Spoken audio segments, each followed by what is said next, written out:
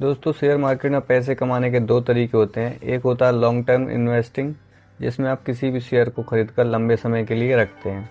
दूसरा है ट्रेडिंग, जिसमें आप कभी कभी 5 मिनट के लिए किसी शेयर को खरीदकर और बेचकर प्रॉफिट कमाने की कोशिश करते हैं। शेयर मार्केट से पैसे कमाने के जो ये दो तरीके हैं, दोनों ही अपने आप में डिफरेंट है। इन दोनों में ही अलग अलग तरीके से स्टॉक्स का एनालिसिस करना होता है।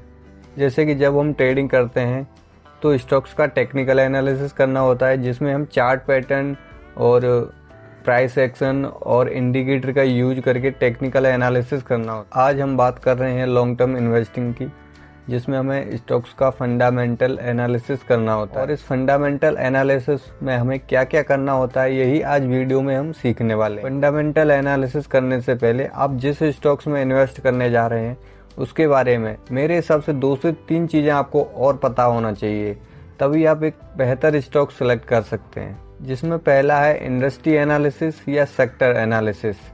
तो चलिए बात करते हैं इंडस्ट्री एनालिसिस की। किसी भी कंपनी में इन्वेस्ट करने से पहले आपको सबसे पहले पता होना चाहिए कि आप जिस कंपनी में इन्वेस्ट कर रहे हैं वो कौन से सेक्टर से बिलोंग करते हैं। दूसरा, आपको चेक करना चाहिए कि आप जिस कंपनी में इन्वेस्ट कर रहे हैं उस कंपनी के सेक्टर में कंपटीशन कितना है। अगर आपने किसी ज़्यादा कंपटीशन वाली कंपनी में इन्वेस्ट कर दिया तो उस सेक्टर की जो बड़ी बड़ी कंपनी है आपकी कंपनी के प्रॉफिट को कम कर सकती हैं। और अगर आपने उस सेक्टर की किसी छोटी कंपनी में इन्वेस्ट कर दिया तो उस सेक्टर की जो बड़ी कंपनी है आपकी कंपनी के प्रॉफिट को खा जाएंगी या फिर कंपनी को ग्रो नहीं होने देंगी। ज़्यादा कंपटीशन होने की वजह से आपका प्रॉफिट घट या बढ़ सकता है, इसलिए आपको उस सेक्टर की कंपनी में इन्वेस्ट करना चाहिए जिसमें कंपटीशन कम। एक होता है सेक्टर का डिक्लाइन स्टेज। डिक्लाइन स्टेज वो स्टेज होती है जिसमें उस सेक्टर की कंपनियों में धीरे धीरे ग्रोथ कम हो रही होती है, जैसे कि global cargo airline, movie production and distribution.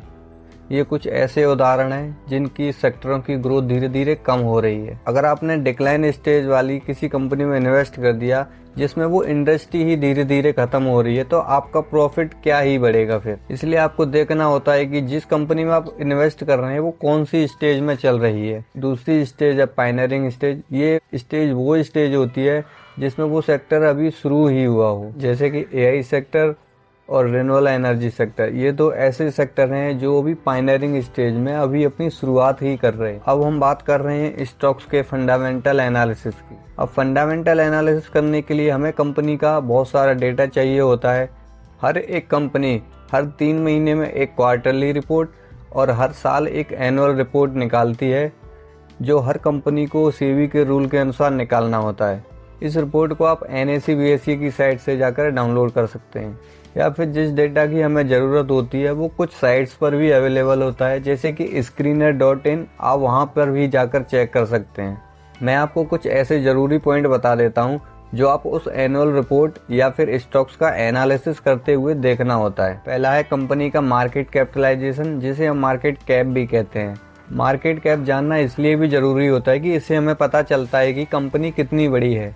Company जितनी बड़ी होगी उसमें रिस्क ना के बराबर होगा और उसमें प्रॉफिट उतना ज़्यादा नहीं होगा। और अगर आप किसी छोटी कंपनी में इन्वेस्ट करते हैं तो उसमें रिस्क ज़्यादा होती है पर प्रॉफिट के उतने ही ज़्यादा चांसेस होते हैं। और इन सब के लिए हमें और भी चीज़ें देखनी होती हैं। कंपनी का मार्केट कैप चेक करने के लिए हम गूगल पर सिंपली कंपनी का नाम टाइप करेंगे, फिर उसके बाद मार्केट कैप टाइप करेंगे तो वो आप चेक कर लेंगे। अब मार्केट कैप के बाद जो हमें चेक करना होता है वो होता है रिटर्न ऑन इक्विटी। कंपनी ने अपने शेयर्स बेचकर इन्वेस्टर्स से जो पैसा लिया है उसे हम कहते हैं इक्विटी, और कंपनी उस केस पर कितना रिटर्न जनरेट कर रही है उसे हम कहते हैं return on equity. Her sector का रिटर्न ऑन इक्विटी अलग अलग होता है। In general return on equity जितना ज़्यादा होता है उतना ही बेहतर माना जाता है। कंपनी ने अपने शेयर बेचकर पैसा लिया हुआ है और लोन से भी पैसा लिया हुआ है, तब इन दोनों पर कंपनी कितना रिटर्न जनरेट कर रही है उसे हम कहते हैं रिटर्न ऑन कैपिटल एम्प्लॉयड, और ये भी जितना ज़्यादा हो बेटर माना जाता है। उसके बाद जो अगली चीज़ है जो आपको हर कंपनी में देखना है वो है डेट टू इक्विटी रेशियो।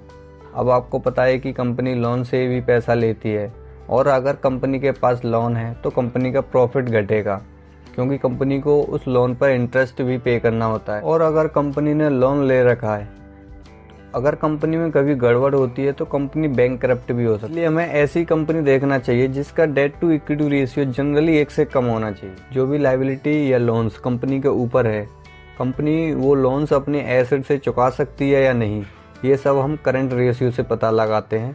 और ये भी जितना ज़्यादा होता है बेटर माना जाता है। अगर 1 से नीचे किसी कंपनी का करंट रेशियो है तो उसमें रिस्क बहुत ज़्यादा होती है। ये सब देखने के बाद हमें देखना चाहिए कंपनी का प्रॉफिट और लॉस स्टेटमेंट, जिसे हम P&L स्टेटमेंट भी कहते हैं। इसे देखने के लिए हम चेक करेंगे कि कंपनी कितनी सेल कर रही है, जो हर साल कंटिन्यू बढ़ती होनी चाहिए। यहाँ सिर्फ सेल से काम नहीं चलेगा, हम सेल के साथ साथ कंपनी का प्रॉफिट भी चेक करेंगे और वो भी सेल के साथ साथ बढ़ता होना चाहिए। और पिछले 3 साल का प्रॉफिट चेक करेंगे और वो हर साल बढ़ा है या नहीं।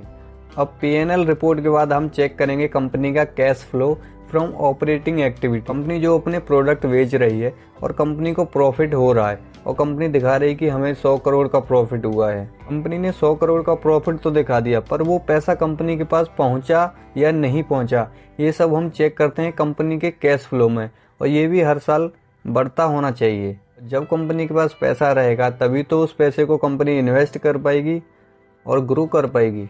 ये सब डेटा देखने के बाद एक कंपनी का आप ठीक ठाक एनालिसिस कर हमारी आती है कंपनी के प्रोमोटर्स होल्डिंग को चेक करने की। जो कंपनी के मालिक हैं उनके पास कंपनी के कितने % शेयर हैं। मान लो कंपनी के मालिक के पास सिर्फ 1% शेयर हैं तो वो कंपनी को आगे बढ़ाने में की कोशिश नहीं करेगा, क्योंकि उसे तो सिर्फ 1% प्रॉफिट होने वाला है। तभी तो वो उस कंपनी को ग्रो कराने में पूरी मेहनत करेंगे। प्रोमोटर हर क्वार्टर में अपनी होल्डिंग को घटाते या बढ़ाते रहते हैं। अगर कंपनी के प्रोमोटर्स हैं हर क्वार्टर में अपनी होल्डिंग को धीरे धीरे कम कर रहे हैं तो ये कंपनी के लिए एक नेगेटिव पॉइंट होता है। जनरली हम चेक करते हैं कि कंपनी के प्रोमोटर्स के बाद कंपनी के 50% से ज़्यादा होल्डिंग होनी चाहिए। इसके साथ ही अगर कंपनी में फॉरेन इन्वेस्टर FII या डोमेस्टिक इन्वेस्टर DII ने भी इन्वेस्ट कर रखा है तो हम इसे भी चेक कर सकते हैं। और अगर FII और DII अपनी होल्डिंग को लगातार बढ़ा रहे हैं तो ये कंपनी के लिए पॉजिटिव न्यूज़ होती है, क्योंकि ये FII DII जो होते हैं वो एक हाईली प्रोफेशनल इंस्टीट्यूट या फिर म्यूचुअल फंड वगैरह होते हैं जो एक डीप एनालिसिस करने के बाद ही किसी शेयर में इन्वेस्ट करते हैं। सब डेटा आप NSE BSE की वेबसाइट या फिर कंपनी के एनुअल या क्वार्टरली रिपोर्ट में चेक कर सकते हैं। और अगर अभी तक आपने वीडियो को लाइक नहीं किया है तो लाइक आप जरूर कर दीजिए। ये सब डेटा चेक करने के बाद आपने मान लिया कि कंपनी अच्छी है और उसमें इन्वेस्ट कर दिया तो आपको लॉस हो सकता है। तो इससे बचने के लिए आपको कंपनी का वैल्यूएशन एनालिसिस जरूर करना चाहिए। वैल्यूएशन एनालिसिस करने से पहले अगर आप एक अच्छा डीमैट अकाउंट खुलवाना चाहते हैं तो वीडियो का डिस्क्रिप्शन जरूर चेक कीजिए और वहां से एक फ्री डीमैट अकाउंट ओपन करवा सकते हैं। अगर एक अच्छी कंपनी को आपने महंगे रेट पर खरीद लिया तो उसमें आपको लॉस हो सकता है, और अगर आपने उसी कंपनी को कम रेट पर खरीद लिया तो आप प्रॉफिट होगा। ये सब चेक करने के लिए आपको कंपनी का वैल्यूएशन एनालिसिस जरूर करना चाहिए। वैल्यूएशन एनालिसिस में हम कंपनी का PE रेशियो चेक करते हैं। इसे निकालने के लिए हम कंपनी के शेयर को उसके अर्निंग पर शेयर से डिवाइड करते हैं। माना जाता है कि कंपनी का PE रेशियो जितना कम है उतनी सस्ती कंपनी आपको मिल रही है। वो जब भी आप PE रेशियो चेक करते हैं तो आपको उस सेक्टर की और भी कंपनियों के PE रेशियो का एवरेज निकालकर उससे कंपेयर करके देखना चाहिए। अगर आपकी कंपनी का PE रेशियो कम है तो वो आपको सस्ती मिल रही है, और अगर आपकी कंपनी का PE रेशियो और कंपनियों से ज़्यादा है तो वो आपको महंगी मिल रही है। इस तरह से कंपनी का एक कंप्लीट फंडामेंटल एनालिसिस हो जाता है। और अब मैंने इतनी ज़्यादा मेहनत करके आपके लिए ये वीडियो बनाया है तो आपका भी फ़र्ज़ बनता है कि आप वीडियो को शेयर कीजिए, चैनल को सब्सक्राइब ज़रूर कीजिए।